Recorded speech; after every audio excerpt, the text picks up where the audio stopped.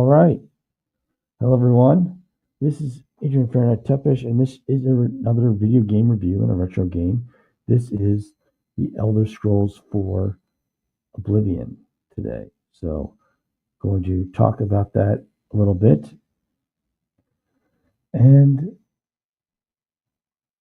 as I get going, I just want to start with a little bit of an introduction. So, we're going to start with it right here.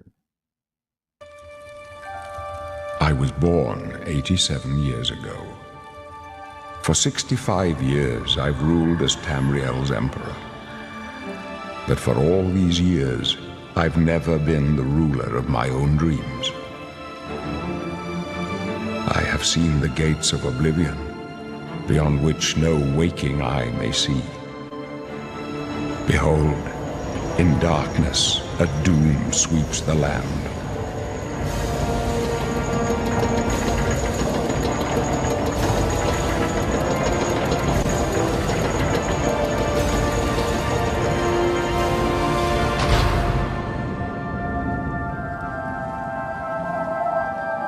This is the 27th of last seed, the year of Akatosh 433. These are the closing days of the Third Era and the final hours of my life.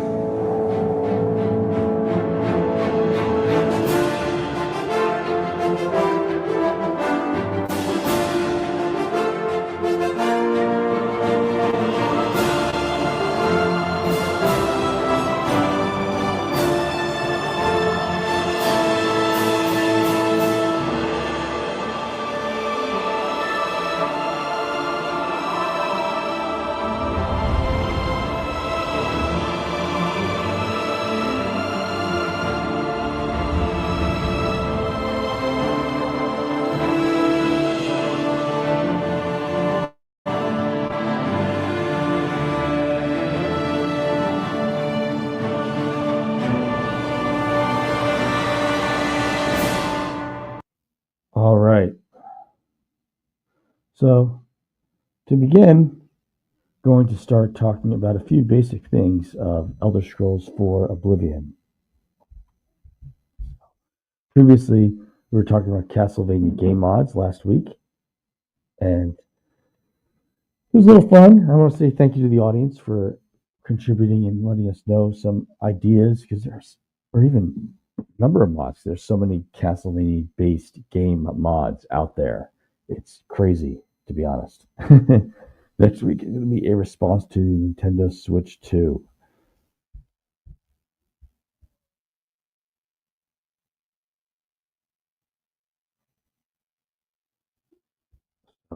It should be interesting. A little bit of news regarding Nintendo Switch 2.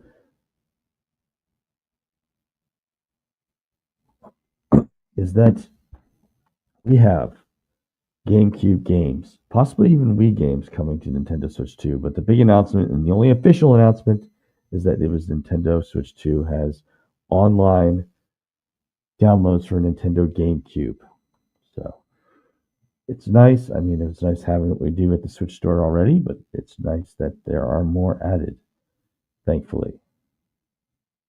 So, brief history of the Elder Scrolls. Preceded by The Elder Scrolls 3 Morrowind, released by Bethesda Softworks on Windows and Xbox 360 in the year 2006. So it gets a bit interesting. Earl Septim was previously voiced by John Gilbert, who sadly left us in 2006, the year Oblivion was released. He had a long struggle with cancer, unfortunately. They had Patrick Stewart do the voice and development for Emperor Earl Septim, who we had previously seen in Elder Scrolls 3. No, Elder Scrolls 2, Daggerfall. Sorry.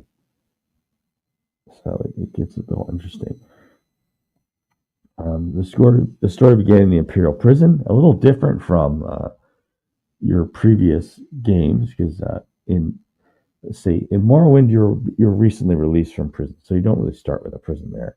There were dungeon tutorials in Daggerfall, and arena. So that was somewhat of an homage to the earlier tutorials. But you start as a prisoner in the Imperial prison, and it gets interesting from there. And you take off after you determine your character class. And yes, they have somewhat of a similar way that you start with the vault in the Fallout games by Bethesda, which came after this with Fallout 3, Fallout, and Fallout 4. So, to continue, we're going to go after this little introduction. So they changed some things in Oblivion. There's a lockpicking system that's different. It's vibration sensitive with your mouse or your Xbox game controller. So you have to control carefully the lockpick in this game, how you pick the lock. And you can have a failure where you break the lockpick. As we see in this diagram, you can have a failure and you can have something that goes a little wrong. So there's also the realms of Oblivion. Now, Planes of Oblivion in this game, so you had the Daedra in Elder Scrolls 3 Morrowind, but now you get to see where they come from, the alternate world known as Oblivion. There are different planes of Oblivion, and each little plane of Oblivion involves going into a rather hellish landscape where there's very little left except for these horrifying demonic monsters. So I'm going to, as I move forward, I'm going to go and take a look at my playthrough, or as I began on an earlier live stream. Because I'm going to continue live streaming Oblivion. Hey, welcome, Albeleo. Sorry, I'm late.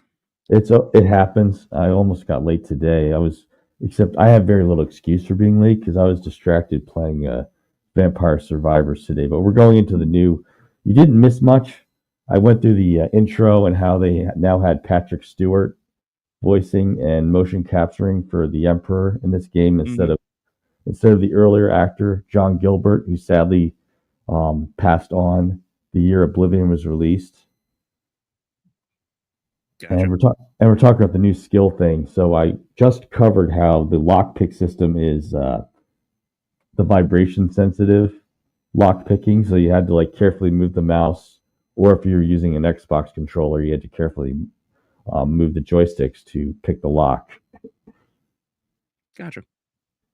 But otherwise, yeah, we're just going to talk about the new skill system that Oblivion had. Which is a bit, should I say, streamlined, I would say, because here I'll try and zoom in on the picture here. So there's the major skills for this class, your character class: alteration, magic, light armor, marksman. So you have 1, 2, 3, 4, 5, 6, 7 major skills, and minor skills are 7 as well. That's a little less in terms of available skills than you previously had in Morrowind. Not that I mind, because multiple blade skills got a little annoying in Morrowind.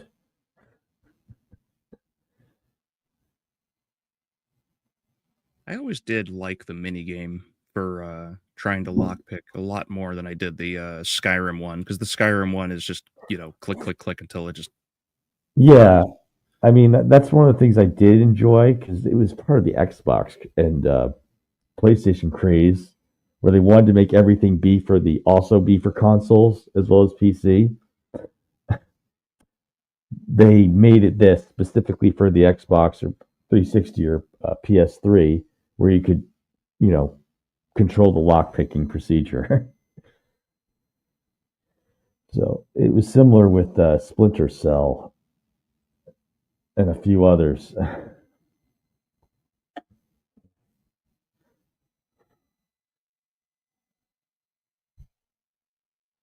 I'm going to get to...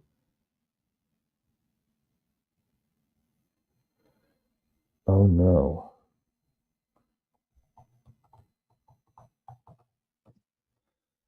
Something happened? Oh, no, I'm doing fine. I was looking for my live stream, and I realized I was doing that on Xbox Live. The quality's going to suck. No, I'm okay. So But here we have the rumored remake for Oblivion. It's supposedly, according to Indie 100, going to come out this month, later in April. And we're in April. Yeah, this whole thing was really screwy. I never got a straight answer out of this.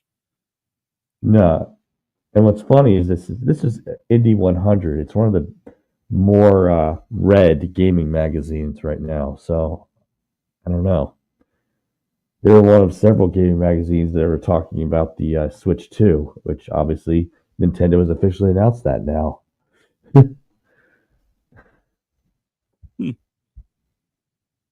Yeah, because when I heard that they were remaking Oblivion, I heard that this was supposed to be what we all thought was Elder Scrolls 6. Right. But then I heard that this wasn't happening, and Yeah. we're still getting 6. So I actually have like no straight answer on what even the next Elder Scrolls game is supposed to be. Oh, I'm in the same position because honestly, neither do I. Oh, okay. Wasn't sure. So I'm in that same position, but I did going back to this one. I really did enjoy the Plains of Oblivion, and I'm going to try and find a little bit of that from Kavach, because that's their first time you get to see them. But they're obviously a mini world with their own overworld map and dungeons in them. Mm-hmm. So I'm going to try and look that up with Kavach.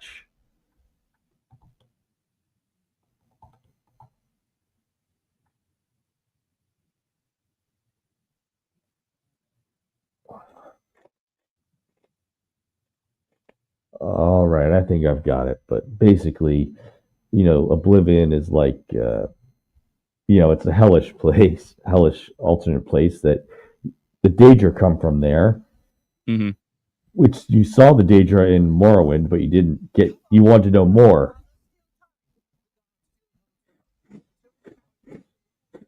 Yeah, because one of the more unique elements of this game, because I think it's fair to say that Oblivion was revolutionary because of what it had and how much it gave.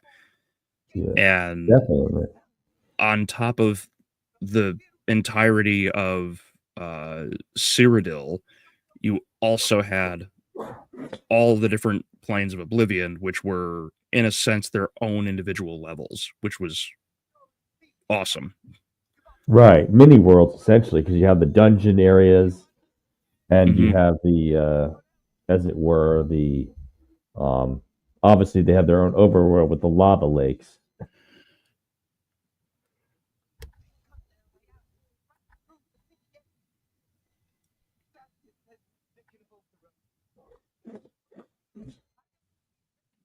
So I'm gonna skip this one a little bit to get to the portal area. So this is Kavach. It's your main story quest, but you can diverge after this, obviously, if you want to, or Mhm. even before it. Like, I mean, it doesn't have too many. It's not like Baldur's Gate where you have certain timed quests where you have a limited amount of time to accomplish them. For the Mhm. most part. Yeah, I remember having issues with an ogre that was on the way, I think, to one of the towns, and then after what's his name, Michael? Right. Yeah, after he killed it for me, I was like, all right, I'm gonna bounce off and go go try and figure things out. And then I came back to the main quest like super overpowered because I had done so many other quests and got all kinds of armor and everything up to that point. Oh my.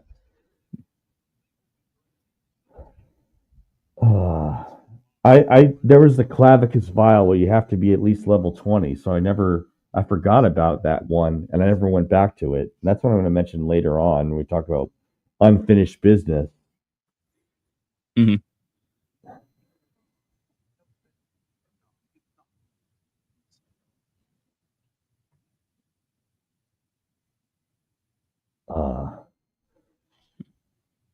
What was your preferred class, if you don't mind me asking?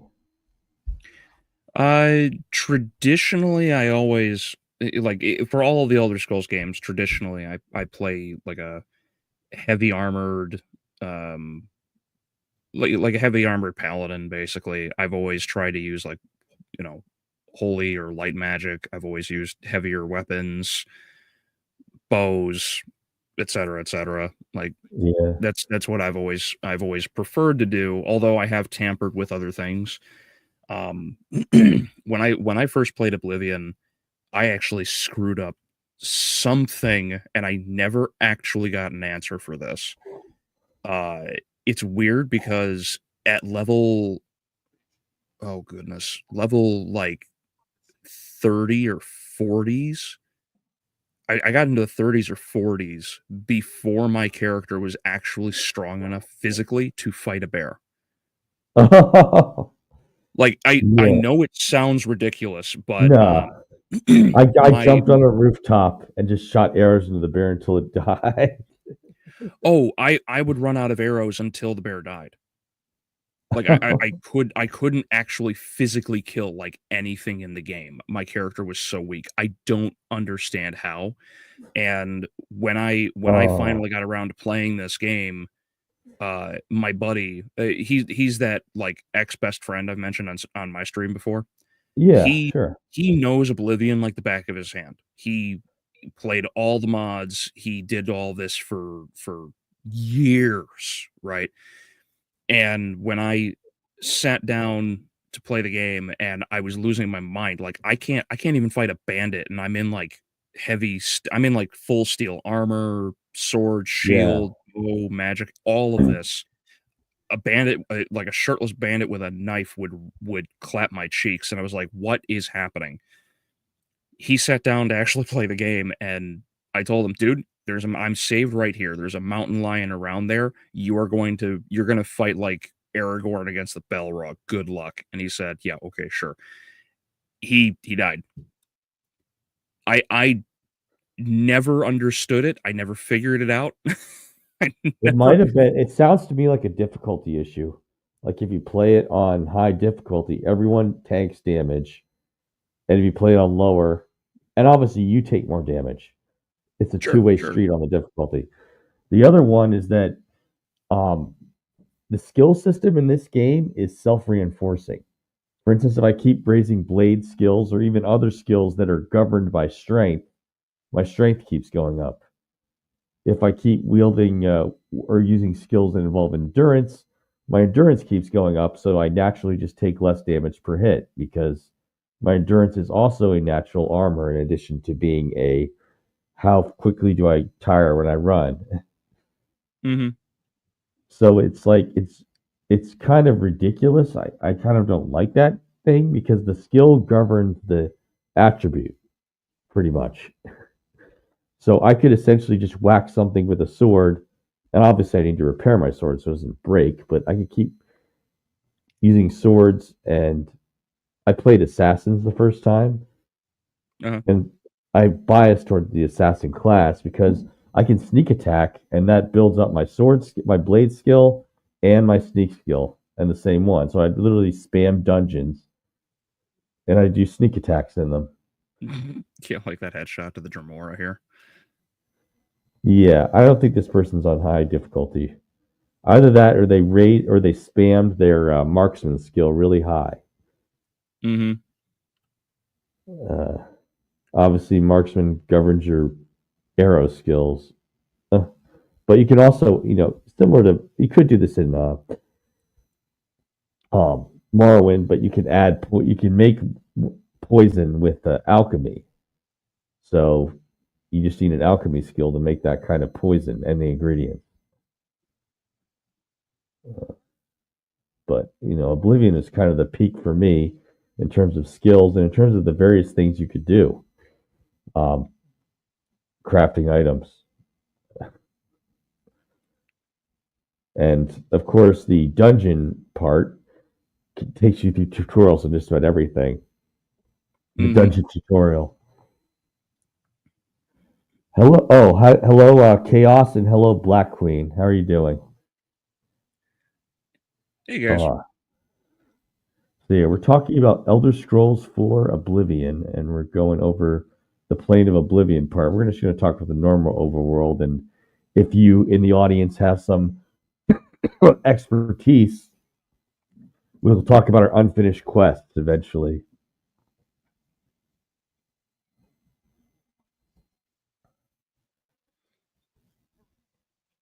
So just remember. Go ahead. No, just remember once you get the stone, you can't go back to this Plane of Oblivion. Mm-hmm. But go ahead. I do really appreciate I just appreciate what they did with Oblivion here by having all of these extra these are effectively dungeons, you know, in their own little separated spaces. I appreciate the design of everything being very, demonic in its own, not necessarily subtle way, because it's obviously pretty on point, but it feels like Monsters Inc., where everything has a slight demon-esque detail to it.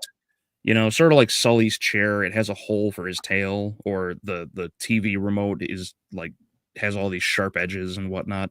Oh, right. I didn't think of that. Thanks. I'm actually looking at pictures of Monsters Inc. to see what you're talking about. Mm-hmm. Yeah, I really like the detail that they went into for. Sorry. No, you're good. You're good.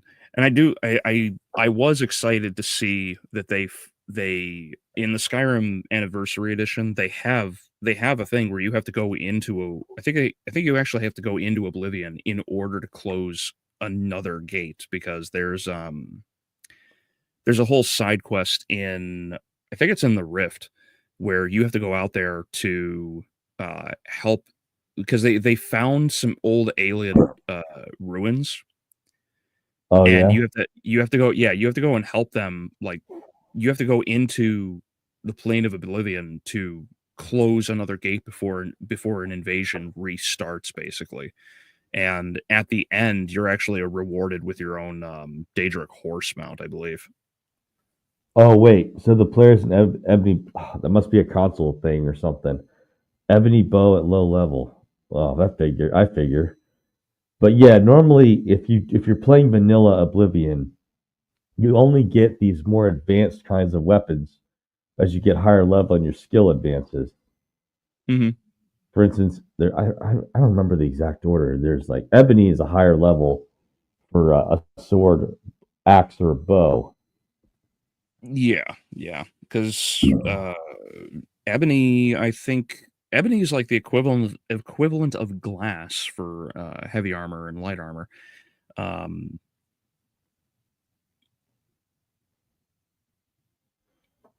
Crap, what's underneath it?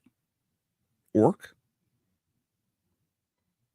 So yeah, you take out the stone, you go back to the real world, and that Plane of Oblivion's gone. You can't access it again. Mm-hmm. But the Siege of Kvatch in vanilla, anyways, is your only way to start accessing Oblivion portals. So there's randomly spawning Oblivion portals. It's never the same way twice, all over this world. You just have to find them. But each of those stones gives you a special enchantment you could add to armor or weapons. So once you've unlocked the Oblivion portals, just start getting stones. Yeah, and it's kind of a bummer that one dude unfortunately gets stuck in Oblivion in that cage. Oh, yeah. His sacrifice will not be in vain. Mm-hmm.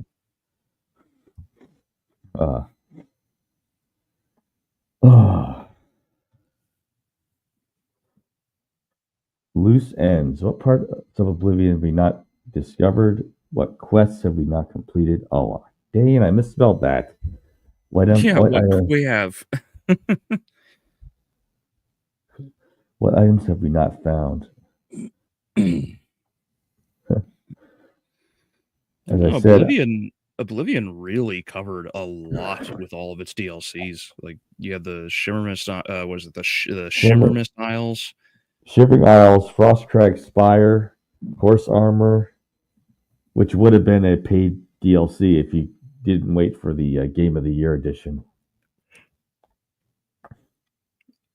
But that was the start of Bethesda charging you for those. Mm-hmm. Oh. Yeah, and my understanding is that Oblivion is this like infinite hell plane, so I don't think that there's much else to explore realistically. Right. I just know there's some quests. Like I never finished the Mage Guild quest line. I mean, it's a long one. I finished. I found the. I. I mean, I went all the way to the Imperial Academy, so I had to go to the various little towns and find those Mage Guild quests in each one. But I made it to the Academy, and I just didn't continue with that because I got distracted. Unfortunately. Yeah. I never. I don't think I ever finished the Fighters Guild. I never like did everything in Oblivion. I completed the main quest line for sure because I remember the dragon fighting. But the other quest I do remember doing because I really liked exploring the ruins. I liked how dark and dank they were. It was really interesting when they did that. What was it, the Gray Prince or whatever his name is? Gray Fox. That's the thief. No, not him. The orc, the half human, half orc. Oh, in the Colosseum. Do you remember? It was the Gray something. I want to say it's like the Gray Prince or whatever. But I totally accidentally stumbled on how to beat him without actually fighting him because he's like, yeah, I'm an orc and I'm gonna rip you in half basically. And I ended up going to some ruins and you find out his true you find his true lineage, and it turns out he's like mostly human and not orc. And it disgruntles him so much that he's like, yeah, I can't live, just kill me. I was like, oh, okay, slash, and he just dies, and I'm like, all right. Oh, Origin of the Great Prince. I looked it up now. Okay, yeah, it is. Roll him a log about the Great Prince to begin the quest. I didn't ask him that. I just wanted to straight up fight people to get my skills up.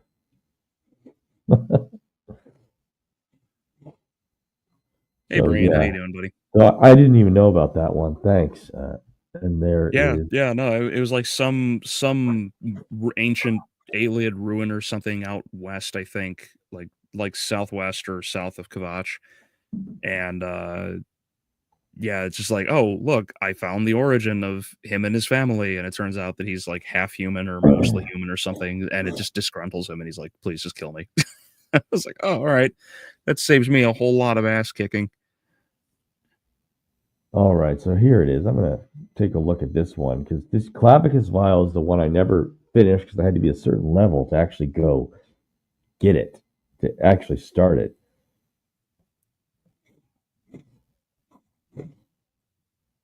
Hello, Barjack. Hi. Hey, Braymore, how are you doing? Yeah, the theme song is pretty epic for Oblivion. So, yes. Clavicus Vial has this whole quest line. I need to be in my level in my 20s, so I wasn't quite there yet. So, okay. Oh, so he's back from Daggerfall. Okay. Oh, that's quest. Okay.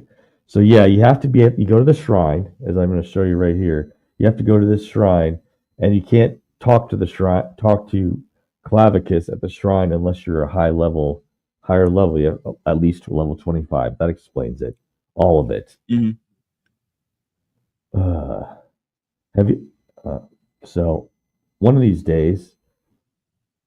Oh, the Manifesto Cyrodiil Vampirum noticed that Clavicus alters the vampires in Cyrodiil, enabling them to walk in daylight, blend into society from undetected if they were fed. Oh, that's probably what the quest is about. Third era. And third era. Uh-huh. So that's what makes me want to go back and try playing that one. That's interesting. I like how there's a bit more of an in-game reason for why vampires can walk in daylight.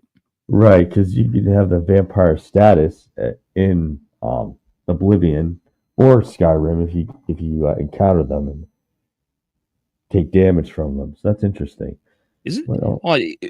Hold on. Doesn't that kind of screw with the lore just a little bit? Like, shouldn't Serana be like, hey, why are these vampires able to walk around in the daylight in Skyrim? Because like she makes sense because she's an original, but all of the other vampires, like all of them are the altered breed of Clavicus Vile. I don't know. I think the big thing is Skyrim is way later after Oblivion. Let's see. Yeah, because that's like the 5th era. It's like the tail end of the 5th era. So let me take a look at this one. Events in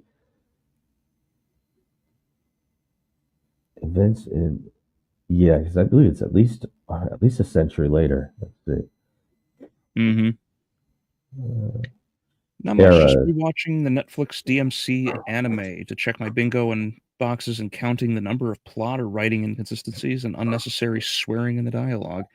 I watched a little clip. I haven't seen the DMC anime yet because I want to get around. I want to finish the last like 2 main things to catch up on, and then I'm tackling Castlevania.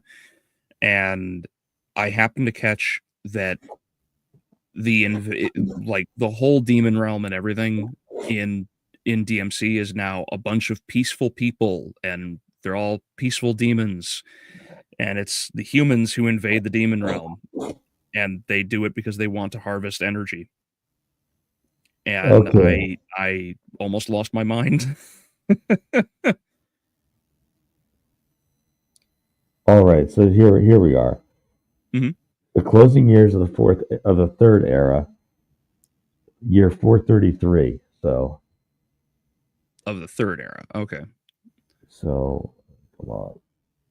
Okay, so that means Elder Scrolls Online is in between Oblivion and Skyrim. Okay. I'm pretty sure that's wrong. Isn't ESO like way back prior to the foundation of the Empire? Let's see. Well, first let's find fourth era. Okay.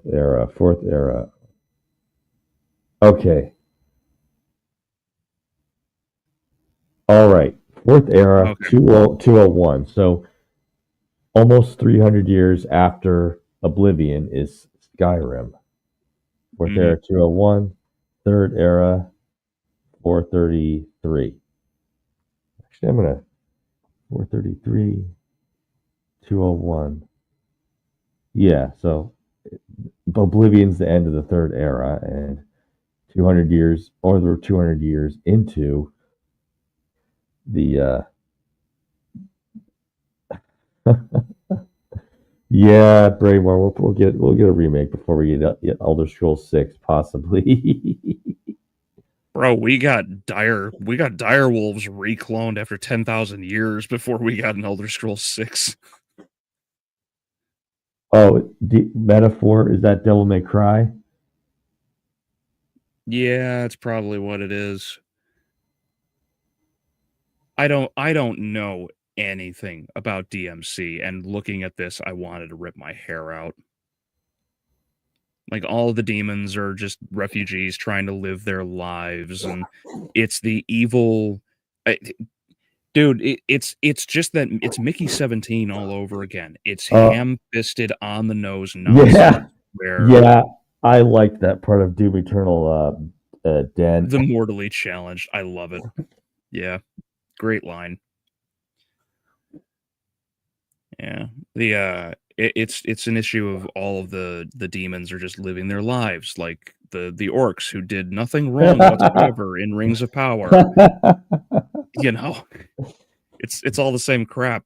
And the funny part about Doom Eternal is that is that the public announcer saying demons are mortally challenged got fragged. I love it. Such a funny line.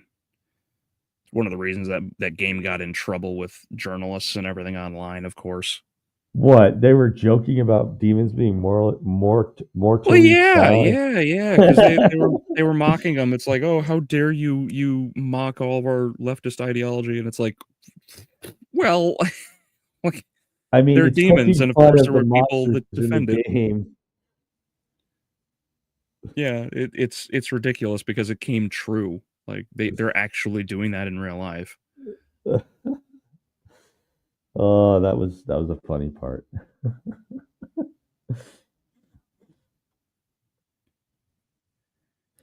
Literally beating Humans you over in the head with the Green America. Day song. Humans in America bad, demons good. Yeah, it's people wonder why I hate Castlevania as much as I do.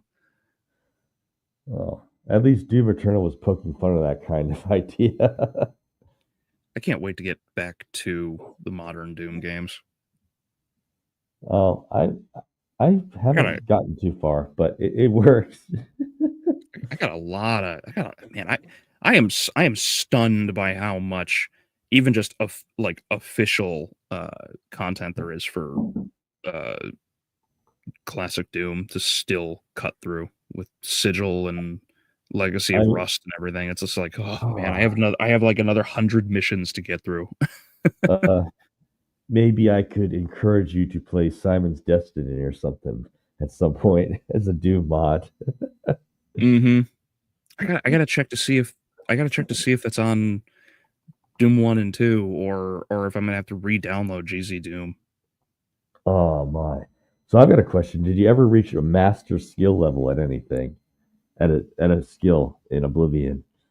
Cowardice, that's about as far as I got. Because I didn't want to fight anything at higher level. I would get trashed by everything. So I spammed the acrobatic skill level by going to the Imperial City slums and jumping up on people's rooftops just to spam the acrobatic skill, because the acrobatic skill works based on based on how far you fall or how high you jump. So essentially, by being up there, jumping on the rooftops, I leveled it up faster than I would have. Yeah, I've seen so many of those videos where people are just jumping and like 100 feet in the air, but like 1,000 feet, 1,000 foot different distances, and then the guards are like, "Hey, come down here. You're under arrest," and you're like, "Nope." I did it because I was trying to get into there's the one guild I've actually completed the quest for, was the Thieves Guild. But I'm not going to spoil to anyone who the big revelation at the end and what it is, like who the Gray Fox is. I'm saying figure it out on your own. Man, I love the voice acting. I love the voice acting in this game. It's so bad. It's cheesy. If you give me a septum, I'll be able to buy a new pair of shoes.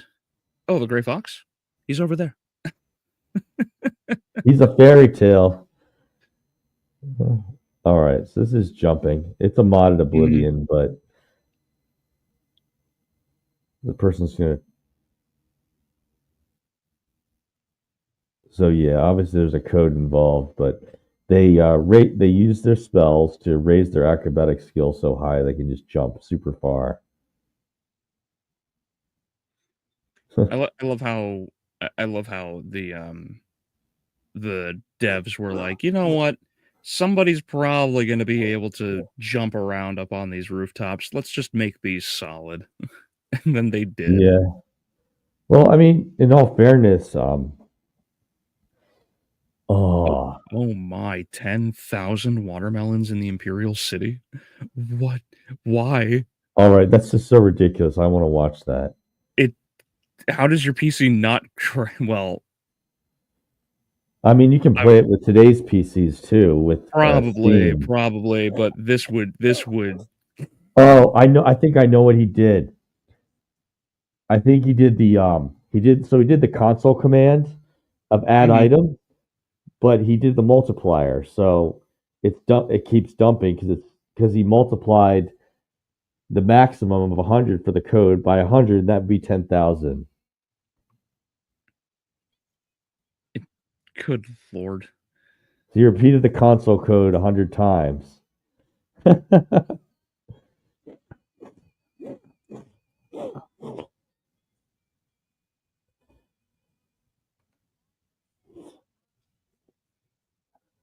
It's like that funny video I mentioned where the guy's like strapped in a chair in Rust, and the dude opens the window and he's just surrounded by hundreds of fireworks, and he's like, "Hey, how strong is your PC?" And he activates all of them. I mean, I know it's old game engines, but it's funny how items ragdoll if you hit them in Oblivion. I mean, if you hit them. Sorry, no, go ahead. Go ahead. I was just going to ask if you happen to see that comparison video of, I think it was it Avowed was the big RPG that just came out recently? Yeah. And no, you couldn't interact with anything. Yeah. It's like arrows wouldn't get stuck in wood; they'd bounce off. Right, and that Avowed is NPCs. Like you couldn't do anything. And that's when they compared it to Oblivion, they compared it to Oblivion, and we're like, why is it that Oblivion, that's 20 plus years old, has all of this interaction? And, almost 20, yeah. Oh, yeah, it was like 06, right? 2006, yeah. So next year's Oblivion turning 20.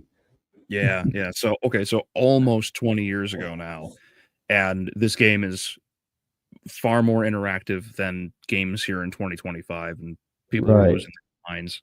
And Avowed is someone other than Bethesda making a game like Oblivion. That's a humiliation right there.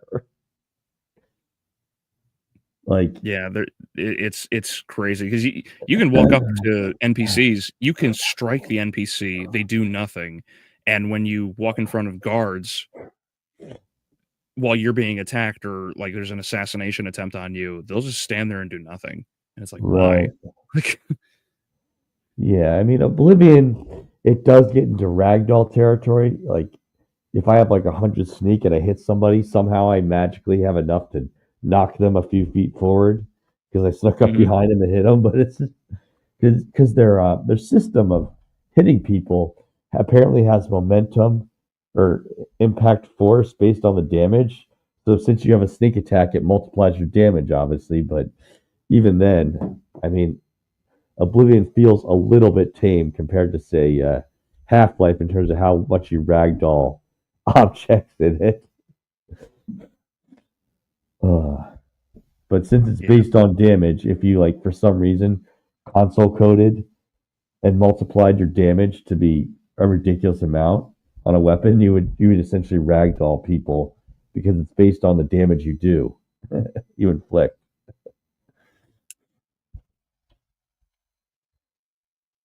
So, such a silly game, but I appreciate what it did give us and what standards it kind of set at the very least. Oh yeah, that was Bethesda improving on their engine from that they started with Morrowind. But Morrowind got a bit funny too because you can make corpses disappear. Dispose of corpse.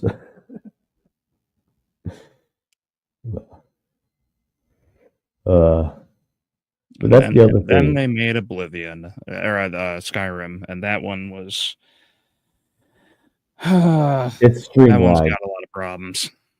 Yeah, I mean, Skyrim is quite a bit streamlined, even more in the skill system. But I don't know. My favorite in the Elder Scrolls when it comes to alchemy is how you do it getting the alchemical the alchemical tools, and you combine ingredients. And the more skills you are with alchemy, the more different as it is, the more different ingredient or the more ingredients and effects you can get from each ingredient. Yeah. Did Todd Howard also work on Elder Scrolls games? I don't yes, know. he did. Well, he had a producer role. So it was mainly Emil Pagliarulo who was doing the writing for Oblivion onward. You probably heard the thing. You probably heard enough about Emil at this point.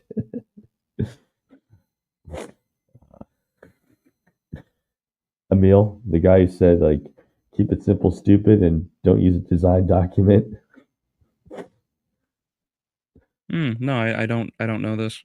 Okay, so this is where Emil started being the writer, but obviously this hasn't gone as crazy out of there as, say, Fallout 4 or Okay. Fallout 4 has.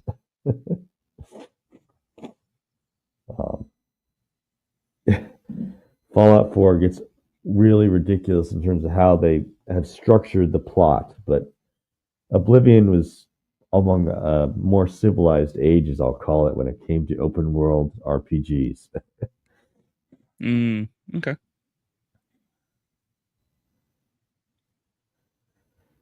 One of the better parts. So this live stream is more of an easier live stream because I'm busy, Albeleo is busy, but next week we're going to be talking about Nintendo Switch as I go back to response to Switch 2. So that's what we're going to be doing next week. Otherwise, this is just an easy time, and we'll end this with the introduction to the Elder Scrolls to finish this off. So everyone, have a wonderful day. We'll see you next time, same channel. I was born 87 years ago. For 65 years, I've ruled as Tamriel's emperor. But for all these years, I've never been the ruler of my own dreams. I have seen the gates of Oblivion, beyond which no waking eye may see. Behold, in darkness, a doom sweeps the land.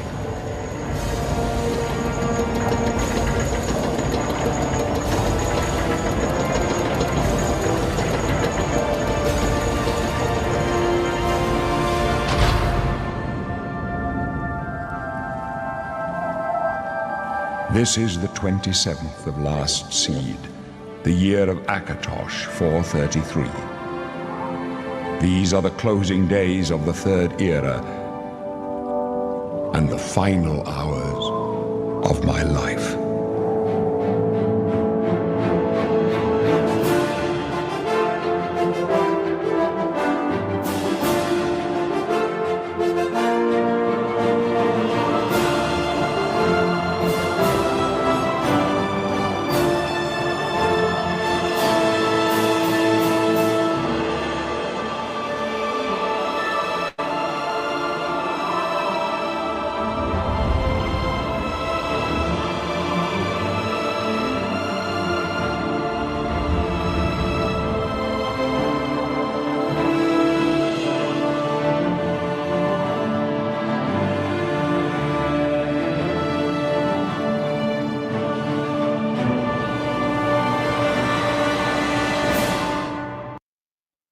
So this is the end, and thank you everyone for stopping by. We'll see you next week with Nintendo Switch 2. Right. Yeah, I got a Death of a Unicorn review coming out today, and I will be ranting about Alien Romulus probably next Tuesday because I just learned something that disheartened me much. All right. And Doom tomorrow. All right. See, I'm going to be playing Scars Arcade tomorrow. I'm just busy with other things this afternoon, so I won't interfere with your time. Oh, you're good, man. You can overlap. I don't care. Okay. All right. So everyone, see you later. Same time, same channel. Have a good day, everybody.